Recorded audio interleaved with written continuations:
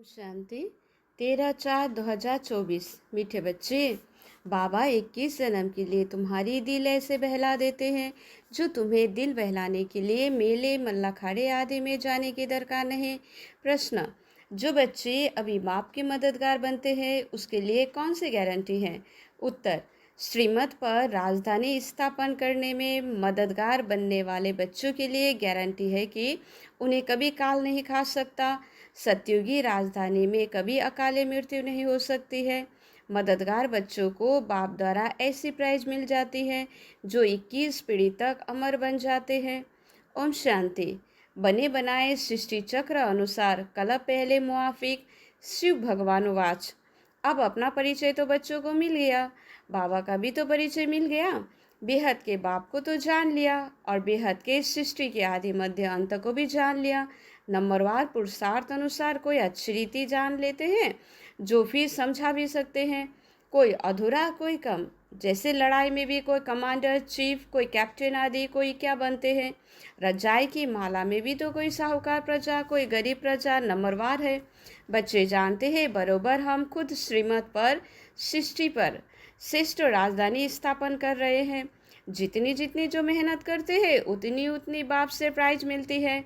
आजकल शांति के लिए राय देने वालों को भी तो प्राइज मिलती है, तुम बच्चों को भी प्राइज मिलती है। वो उनको नहीं मिल सकती, उनको हर चीज़ अल्पकाल के लिए मिलता है। तुम बाप की श्रीमत पर अपनी राजधानी स्थापन कर रहे हो, सो भी 21 जन्म 21 पीढ़ी के लिए गारंटी है। वहाँ बचपन व जवानी में काल खाता नहीं। यहाँ भी जानते हो ना मन ना चित था। हम ऐसे स्थान पर आकर बैठे हैं जहाँ तुम्हारा यादगार भी खड़ा है, जहाँ 5000 वर्ष पहले भी सर्विस की थी। दिलवाड़ा मंदिर, अचलगढ़ गुरु शिखर है। सतगुरु भी ऊंचते ऊंचा तुमको मिला है जिसका यादगार बनाया हुआ है। अचल घर का भी तो राज तुम समझ गए हो। वो हुई घर की महिमा, तुम ऊंच से ऊंच पद पाते हो अपने पुरुषार्थ से। ये है वंडरफुल तुम्हारा जड़ यादगार। वहाँ ही तुम चैतन्य में आकर बैठे हो। ये सब है रूहानी कारोबार जो कलब पहले चली थी, उनका पूरा यादगार ये है। नंबर 1 यादगार है। जैसे कोई बड़ा इम्तिहान पास करते हैं तो उनके अंदर खुशी रौनक आ जाती है। फर्नीचर परवाइज कितनी अच्छी रखते हैं। तुम तो विश्व के मालिक बनते हो, तुम्हारे से कोई भेंट कर नहीं सकता। ये भी तो स्कूल है, पढ़ाने वालों को भी तुम जान गए हो। भगवान वांच भक्ति मार्ग में जिसको याद करते हो, पूजा करते हो, कुछ भी तो पता नहीं पड़ता। वापिस सम्मुख आकर सब राज समझाते हैं, क्योंकि ये यादगार सब तुम्हारे पिछाड़ी की अवस्था के लिए है। अभी रिजल्ट नहीं निकली है। जब तुम्हारी अवस्था संपूर्ण बन जाती है, उनका फिर भक्ति मार्ग में यादगार बनता है। जैसे रक्षाबंधन का यादगार होता है, जब पूरी पक्की राखी बांध हम अपना राज्य भाग्य ले लेते हैं, तब फिर यादगार नहीं मनाते हैं। इस समय तुमको सभी मंत्रों का अर्थ समझाया है, ओम का अर्थ समझाया है। ओम का अर्थ कोई लंबा नहीं है। ओम का अर्थ है अहम आत्मा ममम शरीर। अज्ञान काल में भी तुम देहाभिमान में रहते हो तो अपने को शरीर समझते हो। दिन प्रतिदिन भक्ति मार्ग नीचे गिरते जाता है, तमो प्रदान बनता जाता है। हर चीज़ पहले सत प्रदान होती है, भक्ति भी पहले सत प्रदान थी। जब ये सत शिव बाबा को याद करते थे भी तो बहुत थोड़े। दिन प्रतिदिन वृद्धि बहुत होनी है। विलायत में जास्ती बच्चे पैदा करते हैं तो उनको इनाम मिलता है, तो बाप कहते हैं काम महाशत्रु है। सृष्टि की बहुत वृद्धि हो चुकी है, अब पवित्र बनो। तुम बच्चे सृष्टि के आदि मध्य अंत को अब बाप द्वारा जान चुके हो। सतयुग में भक्ति का नामो निशान नहीं है।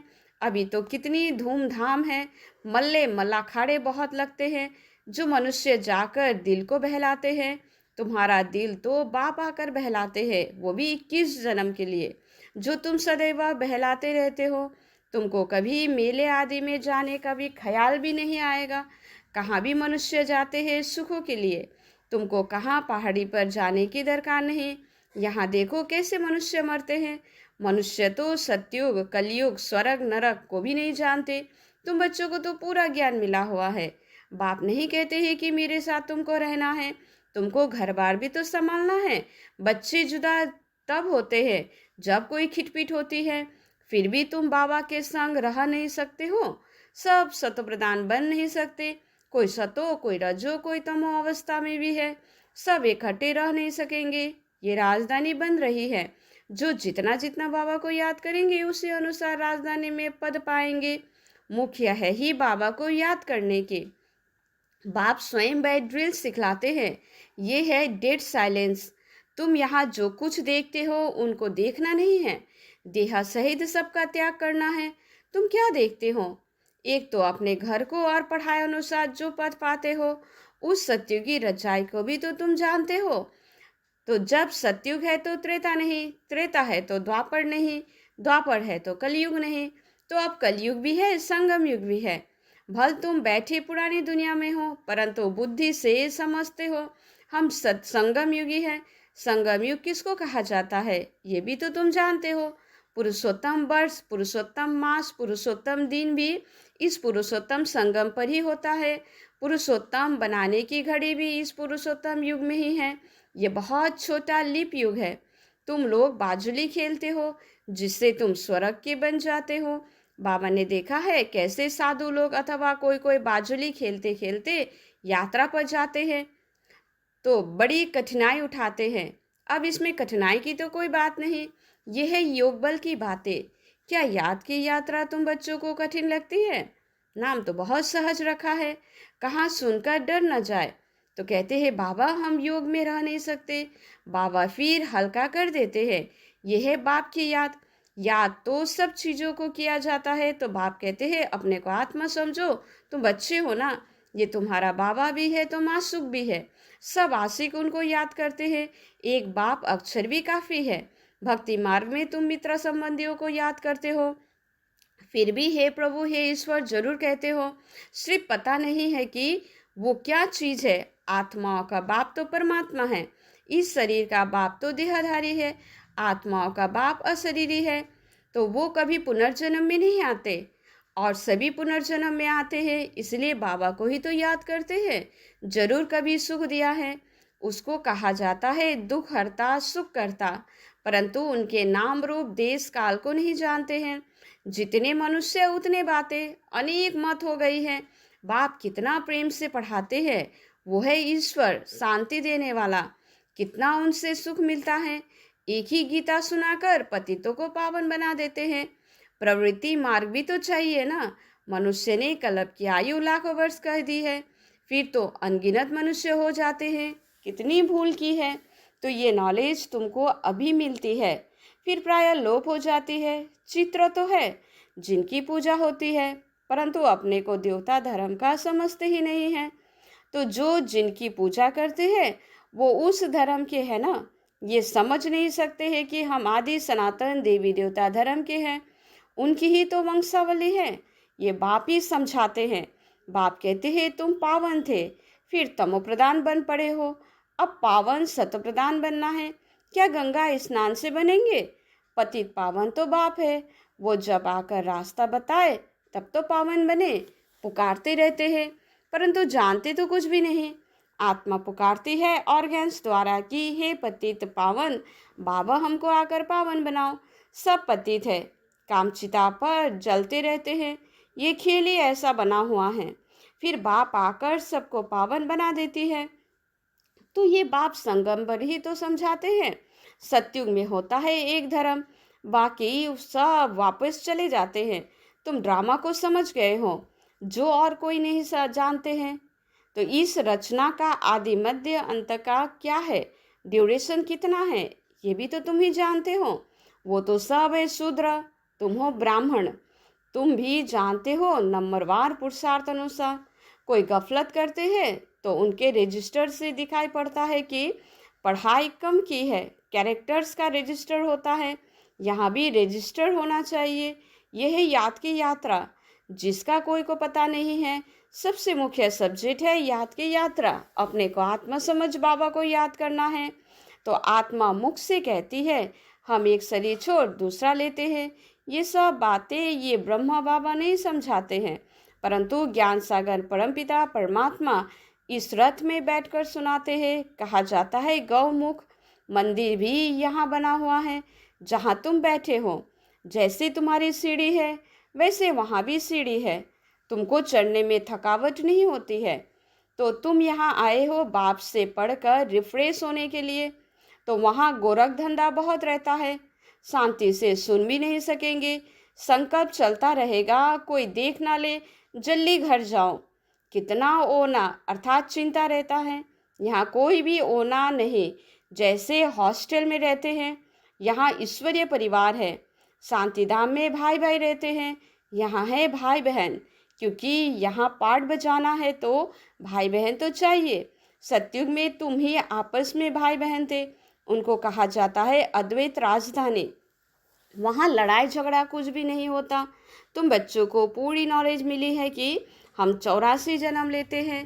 तो जितने जास्ती भक्ति की है उनका हिसाब भी बाबा ने बताया है। तुम ही शिव की अव्यभिचारी भक्ति करना शुरू करते हो, फिर वृद्धि होती जाती है। वो है सब भक्ति। ज्ञान तो एक ही होता है। तुम जानते हो हमको शिव बाबा पढ़ाते हैं। ये ब्रह्म तो कुछ भी नहीं जानते थे। जो ग्रेट ग्रेट ग्रैंडफादर था वो इस समय ये बने हैं, फिर मालिक बनते हैं। तत्वम तो एक तो मालिक नहीं बनेंगे ना। तुम भी तो पुरुषार्थ करते हो। यह है बेहद का स्कूल। इसकी ब्रांचेस तो ढेर होगी, गली गली घर घर में हो जाएगी। कहते हैं हमने अपने घर में चित्र रखे हैं। मित्र संबंधी आदि आते हैं तो उनको समझाते हैं। तो जो इस झाड़ के पत्ते होंगे वो आ जाएंगे। उन्होंने कल्याण के लिए तुम करते हो। चित्र पर समझाना सहज होगा। शास्त्र तो देर पढ़े हैं, अब सब भूलने हैं। बाप है पढ़ाने वाला, वही सच्चा ज्ञान सुनाते हैं। अच्छा, मीठे मीठे सिगलदे बच्चों प्रति माता पिता बाप दादा का याद प्यार और गुड मॉर्निंग। रूहानी बाप की रूहानी बच्चों को नमस्ते। धारणा के लिए मुख्य सार। डेड साइलेंस की ड्रिल करने के लिए यहाँ जो कुछ इन आंखों से दिखाई देता है उसे नहीं देखना है। देह सहित बुद्धि से सबका त्याग कर अपने घर और राज्य की स्मृति में रहना है। अपने कैरेक्टर्स का रजिस्टर रखना है। पढ़ाई में कोई गफलत नहीं करनी है। इस पुरुषोत्तम संगम युग पर पुरुषोत्तम बनना और बनाना है। वरदान। सदा सर्व प्राप्तियों से भरपूर रहने वाले हर्षित मुख, हर्षित चित भव। जब भी कोई देवी या देवता की मूर्ति बनाते हैं तो उस पे चेहरे सदा हर्षित दिखाते हैं। तो आपके इस समय के हर्षित मुख रहने का यादगार चित्रों में भी दिखाते हैं। हर्षित मुख अर्थात सदा सर्व प्राप्तियों से भरपूर। जो भरपूर होता है वही हर्षित रह सकता है। अगर कोई भी अप्राप्ति होगी तो हर्षित नहीं रहेंगे। कोई कितना भी हर्षित रहने की कोशिश करे, बाहर से हंसेंगे लेकिन दिल से नहीं। आप तो दिल से मुस्कुराते हो क्योंकि सर्व प्राप्तियों से भरपूर हर्षित मुख है। स्लोगन। पांचवी ऑनर बनना है तो हर खजाने का जमा खाता भरपूर हो। अच्छा, ओम शांति।